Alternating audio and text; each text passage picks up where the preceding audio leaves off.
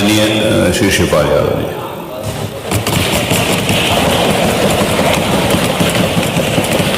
अध्यक्ष महोदय,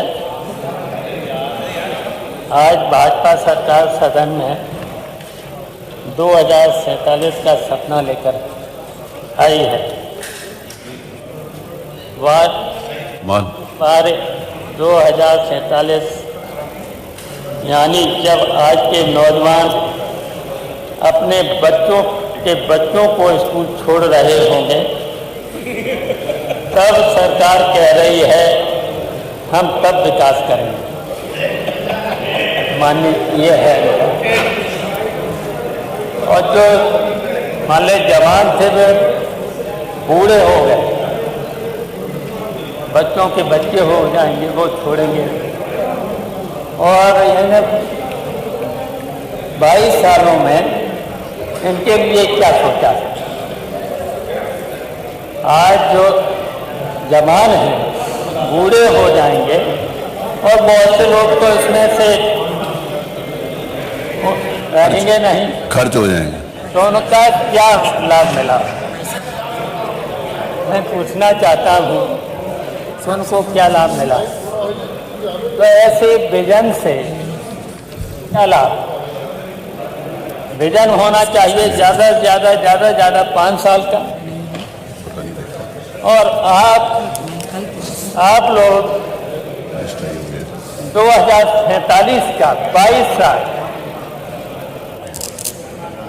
तो बताइए ये विजन है? और यहाँ तक कि हम कहना चाहते हैं अध्यक्ष महोदय, ये कोई विजन नहीं है, ये वोट बैंक को 22 साल का लॉलीपॉप है। पहले 2022 के घोषणा पत्र का हिसाब होना चाहिए था। अध्यक्ष महोदय, भविष्य की बातें बाद में होंगी, पहले अतीत का हिसाब होना चाहिए था। अध्यक्ष जी, 2022 के चुनाव में भाजपा ने क्या क्या वादे किया था और आज 2025 में क्या हुआ? क्या आपके सभी वादे पूरे हो गए? कोई वादा अभी तक पूरा माननीय अध्यक्ष ये नहीं हुआ है इनका, तो कैसे उम्मीद करें 2047 में ये क्या करेंगे? माननीय अध्यक्ष जी, हर किसान को समय पर MSP और गन्ने का भुगतान और हर खेत को पानी, इन्होंने वादा किया था। और यहीं तक नहीं, हर रोजगार को बेरोजगारी दर, राष्ट्रीय औसत से ज़्यादा भर्तियां, अक्की पर लीक से कैरियर लीक।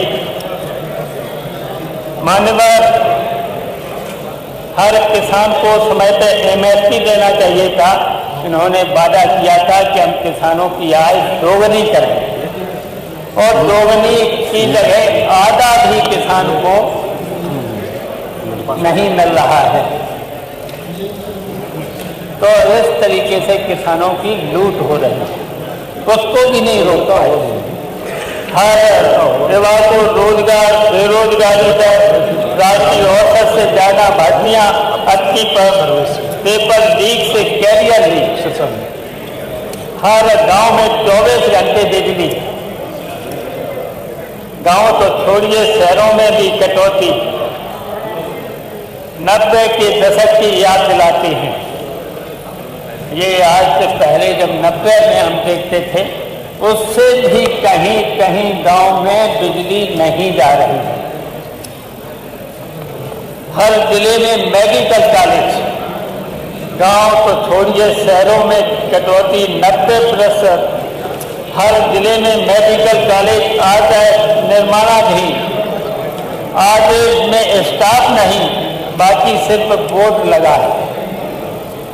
ये तो 5 साल का इनका है, 5 साल का जो वादा किया। और जो यहाँ पर हमने तो स्वास्थ्य मंत्री से भी सुना है कि पूरा स्वास्थ्य की व्यवस्था हो गई है, लेकिन व्यवस्था अभी तक नहीं हुई है। महिलाओं की सुरक्षा एनसीआरबी के आंकड़े कहते हैं कि यूपी में महिलाओं के खिलाफ अपराध में टॉप राज्यों में उत्तर प्रदेश। ये एनसीआरबी के रिपोर्ट है और वो कह रहे थे कि उत्तर प्रदेश की महिलाएं चाहे आधी रात सड़कों पर निकलेंगे तो वो सुरक्षित रहेंगी। और मैं स्पष्ट कर देना चाहता हूं, प्रदेश सरकार किसी भी विद्यालय को बंद नहीं करने जा रही है, किसी भी विद्यालय को बंद नहीं करेंगे। प्रदेश सरकार ने तय किया है कि इंटीग्रेटेड कैंपस बनने चाहिए बच्चों के लिए, जहां पे वह प्री प्राइमरी से लेकर के और सीनियर सेकेंडरी लेवल तक के स्कूल की शिक्षा प्राप्त कर सकें। उसी के मॉडल दिए गए हैं अटल आवासीय विद्यालय। पांडे जी मैं जाऊंगा, यहां पे हमारे श्रम और सेवायोजन मंत्री हैं राजभर जी, श्री अनिल राजभर से कहूंगा कि एक बार आपको अटल आवासीय विद्यालय का दौरा करवाएं। अभी मैं बिलारी में भी आया था, बिलारी के विधायक भी नहीं होंगे यहाँ पे, हाँ भाग गए होंगे, क्योंकि स्वतंत्र देव जी ने ऐसी कसम उनको खिला दी है कि वो बेचारे समझ ही नहीं पा रहे होंगे कि किसके नाम पे कसम खाएं। ऐसी कसम मत खिलवाया करे जी। नहीं मैं भी कह रहा हूं ना, किसके नाम पे करें, और खन्ना जी किसके नाम पे कसम खा देंगे।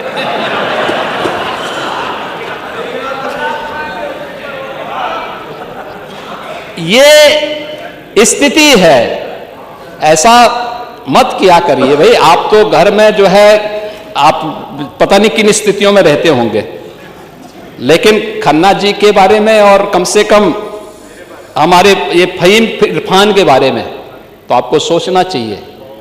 और बेचारा भी अपनी किस्मत को कोस रहा होगा कि आपने ऐसी कसम खिला दी। मैं बिलारी में गया था अटल आवासीय विद्यालय का उद्घाटन करने के लिए।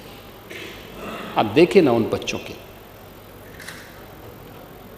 आप अपने बच्चों को तो विदेशों में भेजते हैं पढ़ने के लिए, श्रमिकों के बच्चों के विद्यालय को बंद करते थे, उनके लिए कोई सुविधा नहीं देते थे।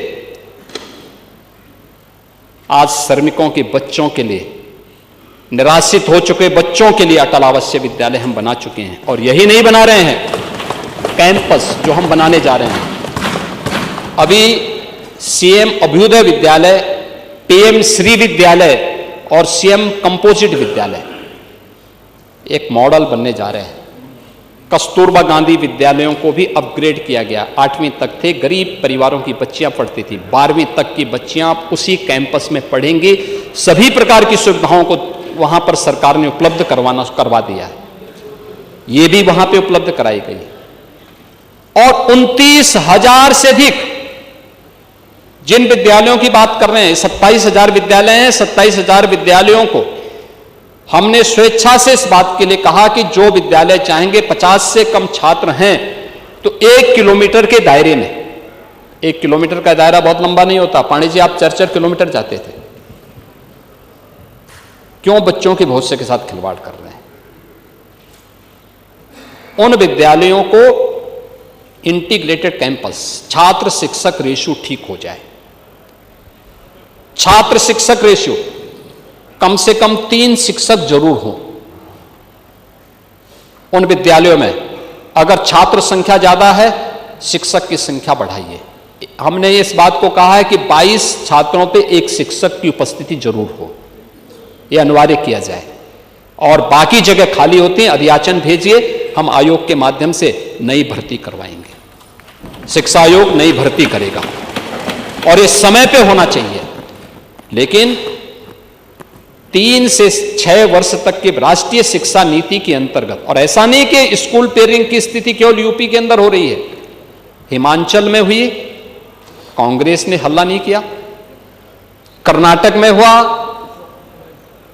कांग्रेस ने हल्ला नहीं किया। अन्य राज्यों में हुआ, कहीं हो हल्ला नहीं हुआ।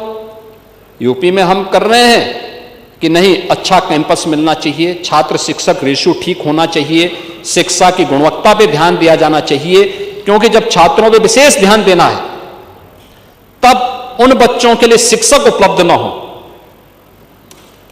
क्या स्थिति है? कहां आप देश के भविष्य के साथ खिलवाड़ करेंगे?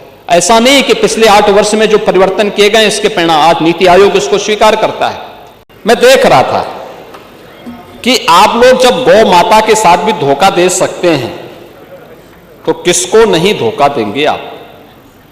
और यही तो करते थे। जो गौ माता को धोखा दे देगा, गाय का दूध तो पीते थे, गाय को सड़कों पे छोड़ देते थे, कसाईयों के हवाले करा देते थे। यही होता था ना, बोचड़ खाने के हवाले करा देते थे। और ये डबल इंजन की भाजपा की एनडीए की सरकार है।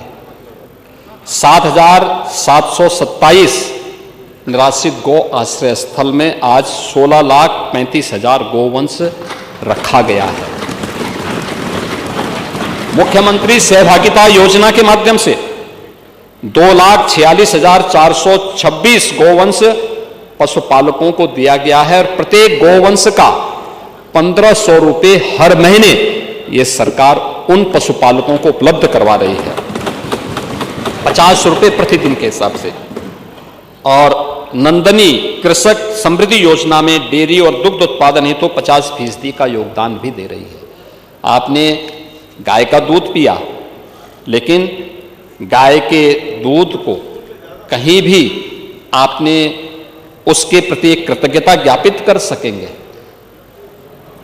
आपको तो गौ माता का ही श्राप ले डूबेगा।